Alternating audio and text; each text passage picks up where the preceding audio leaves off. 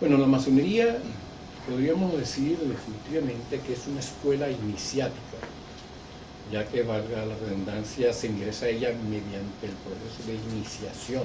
Es la única forma de ingresar a la masonería.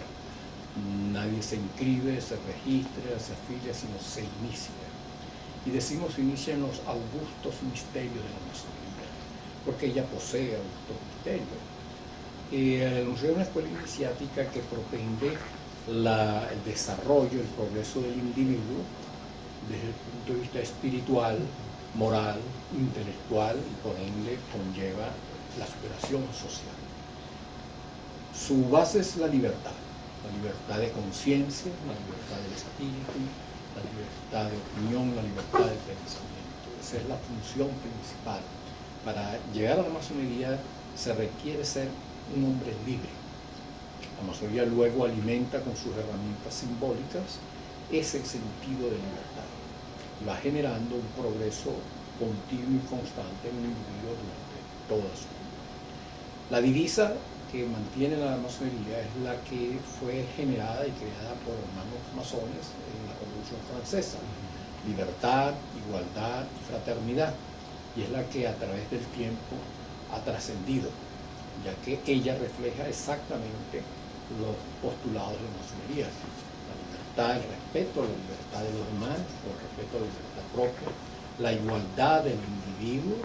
De hecho, fueron grandes masones que estuvieron involucrados en la Declaración Universal de los Derechos del Hombre, y la fraternidad entre los seres humanos. Dentro de todo, la Revolución Francesa no ha conseguido la humanidad otra revolución que haya, bajo esos postulados, libertad, igualdad y fraternidad, haya trascendido en el tiempo. Eso se ven como los principios. Sí, la libertad de conciencia, la libertad de espíritu, el respeto, la tolerancia, el respeto a las ideas, la tolerancia, de manera tal de que bajo esos preceptos se mantiene la orden masónica, francmasonería. Sí, el término francmasonería es un término que se empleó en Francia y es lo mismo, simplemente que le da como ya, digamos, masón, la palabra maçons, en la antigüedad, en la Edad Media, representaba el término de constructores. Maçons, después quedó maçons, y francmaçon le da un ingrediente que los estudiosos han hablado como la parte fraternidad. Somos una fraternidad. La francmasonería, entonces, es un anglosajismo que estuvo muy de moda y aún se mantiene. En inglés se habla de freemasonry o masonry, pero es el mismo término, solo que le agregan un prefijo. Sí, franc. Okay. Haciendo historia, ¿cómo nace la masonería en el mundo y en Venezuela? ¿Cómo se extiende su extensión geográfica? Bueno, la masonería como tal, como la conocemos hoy, especulativa, nace en 1717 en Londres, después de 300 años de masonería operativa, porque los masones eran operativos, operarios, eran constructores de catedrales, de templos, de fortalezas. Luego ellos, todos estos constructores, eran analfabetas funcionales, ninguno sabía leer, muy pocos sabían leer y escribir, y sus planos eran planos de las construcciones mentales.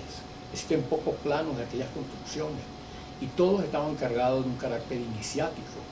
Fíjense que el frontispicio de muchos templos que tienen un triángulo, ese simbolizaba a Dios, y eran los francmasones los que orientaban, y todas las catedrales tenían una razón de ser. Y entonces estos iniciados estos constructores eran iniciados en ciertas, digamos, corrientes esotéricas, iniciáticas, para generar entonces un egregor y las catedrales fuesen construidas bajo ese aspecto. Uno de los símbolos que mucha gente desconoce es que esa forma hacia arriba es la búsqueda de Dios. No había ningún templo cuadrado, si todos tenían el triángulo, y esa era la búsqueda de Dios. Entonces, dentro de ello, estas cofradías, constructores, que llevaron diferentes nombres en la Edad Media, de acuerdo a la región, estaban las colegias romanas, estaban los liberi muratoris, que son los libres moradores. Estos constructores se llamaban libres moradores porque en aquella época las personas cuando pasaban de una ciudad a otra tenían que pagar un impuesto. Y los liberi muratori no, ellos estaban calificados para pasar de una ciudad a otra porque eran constructores y podían hacerlo. Resulta pues que fue decayendo aquellas cofradías de constructores, fueron decayendo y fueron incorporándose masones que no eran constructores, masones que traían ciertas, digamos, ideas diferentes y fueron ampliando el espectro. De allí que fueron convirtiéndose entonces en los libres y aceptados masones, aceptados porque no tenían el oficio de la construcción.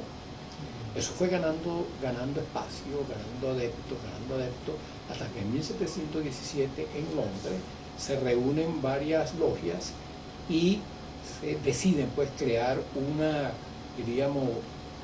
reformulación de los postulados de la masonería operaria y convertirlo en algo especulativo, como es hoy. Entonces todas aquellas herramientas de la construcción fueron, a través del tiempo, en ese momento, fueron convertidas en herramientas simbólicas. El templo ya no era un templo físico, sino un templo espiritual, un templo moral, que se construía.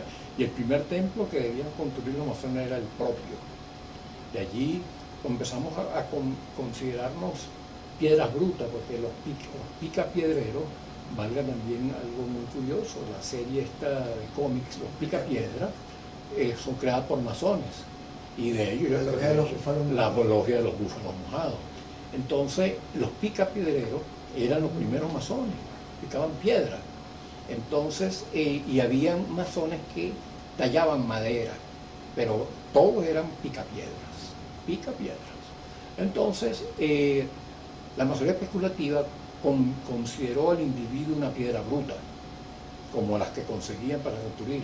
Aquellos picapiedreros tenían que darle con el mazo y el cincel y convertirlo en un cubo para crear el templo, un cubo perfecto para crear el templo. Entonces, ¿qué es ahora la masonería especulativa? Le da las herramientas del mazo y el cincel, en donde el mazo representa la fuerza bruta y el cincel la inteligencia. De allí que entonces la inteligencia controla la fuerza bruta y nos consideramos entonces piedra bruta, donde tenemos que tallarnos toda la vida para ir limando esas asperezas, porque al igual que usted tiene una piedra bruta y en donde tiene una mínima aspereza y si no la controla la puede partir, la puede destruir, así es la inteligencia que controla.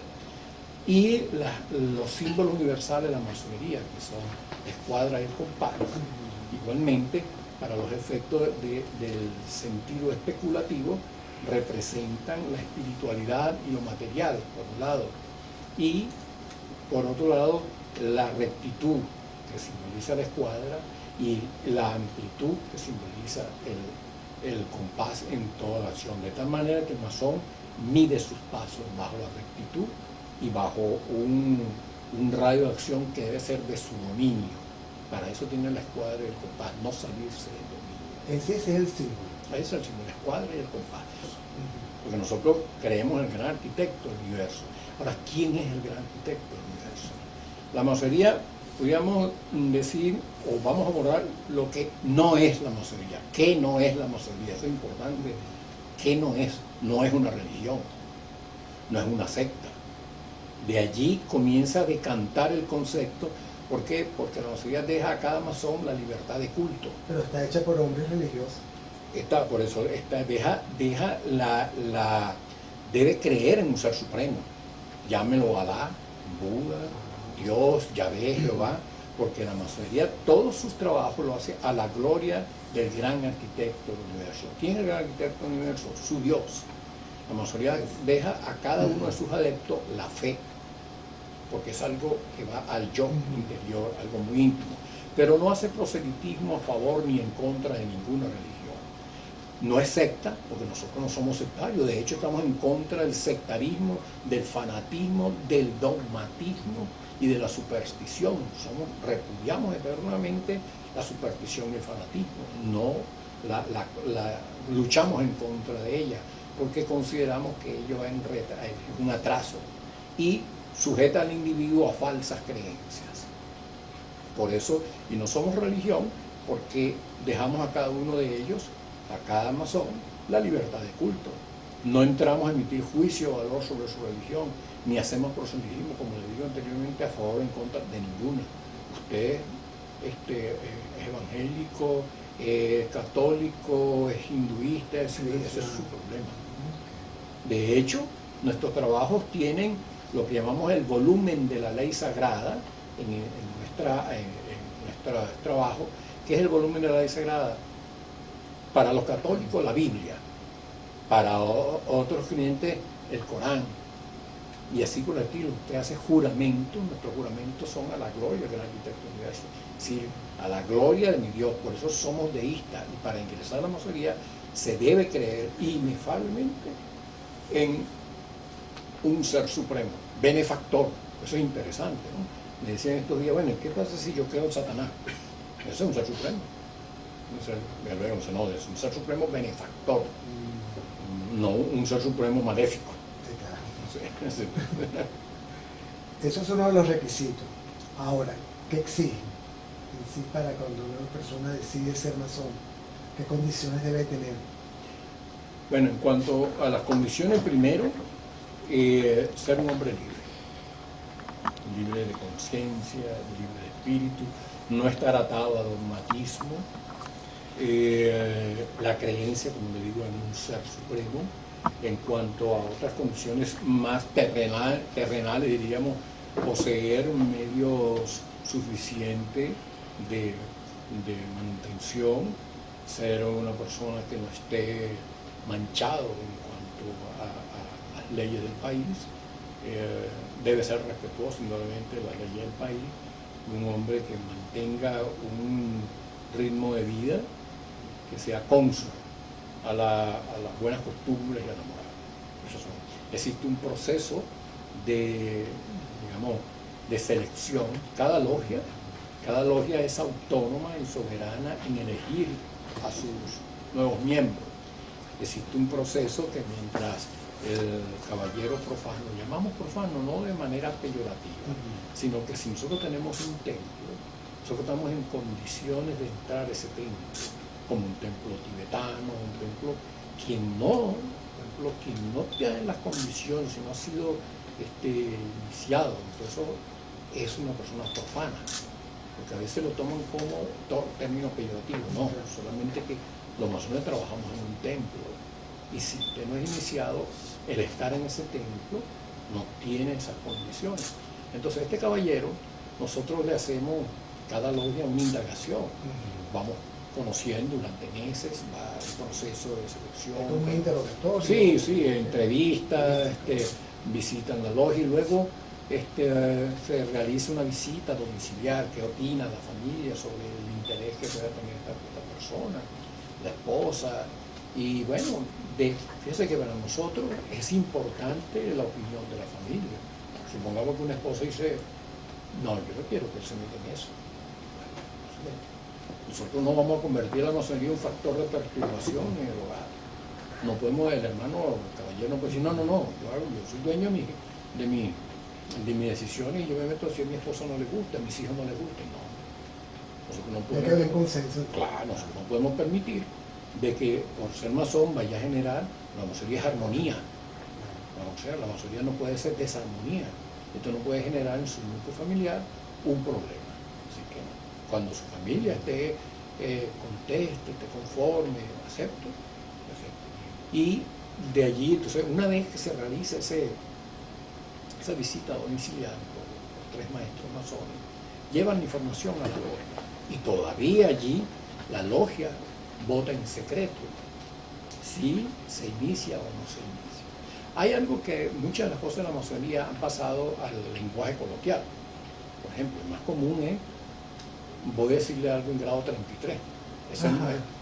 Eso es el máximo grado de la masonería en un rito. Nadie que no sea 33 sabe qué es lo que pasa. Es un secreto. Entonces, digo algo esto en grado 33.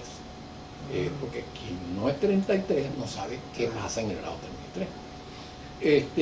Otro término que ha salido en la masonería es cuando a fulano tal le tiraron bola negra. Los masones votamos con bolas blancas y bolas negras. ¿Sí o no? Bola blanca y bola negra. Entonces, si llega este caballero y bueno, lo propone el señor Pedro Pérez. Cuando se somete a votación, se vota con bolas blancas y negras. Si aparece bolas negras, no se dice. Nadie está obligado a decir quién la puso ni por qué la puso. No. El masón respeta la decisión de cada uno, la masonería respeta la decisión de cada uno de nosotros. De hecho, eso es algo que yo siempre he dicho que cuando la sociedad, en cualquier círculo social de actividad profesional, comercial, laboral, hay un masón en circunstancias donde haya toma de decisiones, el masón respeta la decisión de la mayoría, así él haya sido de posición contraria. En la masonería se respeta la decisión de la mayoría. ¿Cada cuánto tiempo se reúnen ustedes? En Venezuela se ¿Qué reúnen... ocurre ahí, Okay. adentro de la logia? Las grandes logias a nivel internacional universal tienen su forma muy particular de reunión. En Venezuela son semanalmente. Y dependiendo del grado, nos reunimos en tenidas de cada grado, de aprendiz, de compañero y de maestro, semanalmente, un día cualquiera determinado por ¿Y qué discuten? temas interesantes, por ejemplo, de formación del individuo, de temas de libertad. La masonería tiene, como le decía, toda su enseñanza basada en simbolismo y alegorías, el estudio de esos símbolos, porque eso va directo a la psique del individuo. Las herramientas del masón deben generar cambios en el individuo, porque nosotros debemos ser formados para agentes de cambios sociales. La masonería considera al individuo, a la sociedad como un organismo vivo, porque está conformado por seres vivos. Y como todo organismo tiene células vivas. ¿Quiénes son las células vivas de esta sociedad? El individuo. Para la masonería, si perfecciona la célula, por ende podrá perfeccionar al organismo. Es decir, perfeccionando al individuo, perfeccionamos a la sociedad. Y esa es la gran labor del masón, agentes de cambios sociales. A través del mundo ha sido revoluciones, las independencias de los países, sobre todo, por ejemplo, en América Latina. Pero algo interesante, por ejemplo, los masones de América Latina, o de Sudamérica, son muy amantes de la historia porque toda esta pléyade estuvo de libertadores, eran masones. Pero eso lo supimos después. En aquel momento no se sabía que eran masones. No sabían que eran masones. Ni andaban ellos con una espada y un mandil, diciendo en nombre de la masonería vamos a libertar a Venezuela, a Perú, a esto. No. ¿Me podrías nombrar algunos? Sí, como no. Para mí, le confieso, yo soy mirandino. Para mí Francisco Miranda es el hombre por excelencia. Sin embargo, existe un enigma, no se sabe dónde ni cuándo pudo haberse iniciado Francisco de Miranda. Pero la masonería, permítame, la cuña escribió un libro sobre En búsqueda de la verdad, Miranda fue masón, donde, como otros autores, emiten una hipótesis dónde pudo haberse iniciado Francisco de Miranda. Pero su precepto y todos sus amigos eran masones. Bueno, de otro, Simón Bolívar, existe el acta de compañero de cuando se inició Simón Bolívar, de cuando recibió el grado de compañero Simón Bolívar en París, José Antonio Páez, Rafael Urdaneta, Carlos Sublé, Santiago Mariño, Antonio Guzmán Blanco, Arismendi, casi todos los próceres eran masones. El mensaje que yo le enviaría en primer término a la masonería, a los masones, es que debemos darle una condición de praxis masónica a nuestro postulado, de el sentido especulativo convertirlo en hechos, en realidad, en hacer nuestra propia historia, en vivir nuestra propia realidad, en convertirnos en agentes de cambios sociales como lo fuimos, como debemos serlos, recuperar espacios perdidos y conquistar nuevos espacios con el mensaje de la masonería, con los masones activos, ocupar nuestra patria, nuestro país, porque nos necesita. Nosotros hemos sentido la diáspora del país y no entramos a emitir juicio de valor al respecto, pero masones que están buscando en otras. Entonces yo les pido, no, sigamos luchando aquí por nuestra patria, una patria de todos. La patria no es solamente de nosotros, es de todos. Y la masonería abraza a todos, porque consideramos que la libertad del individuo, la igualdad de todos en el Estado y la fraternidad son las bases de la principal revolución en el planeta. Nosotros debemos asumirlo como preceptos propios. Y llevo un mensaje tanto para las logias como para los masones. Más que ocuparnos, más que preocuparnos por el país que le vamos a dejar a estos jóvenes, ocupémonos de los jóvenes que le vamos a dejar a este país. Y más que preocuparnos, esto dirigido a los masones, más que preocuparnos por las logias que le vamos a dejar a los aprendices, ocupémonos de los aprendices que le vamos a dejar a las logias. Esa es nuestra principal misión.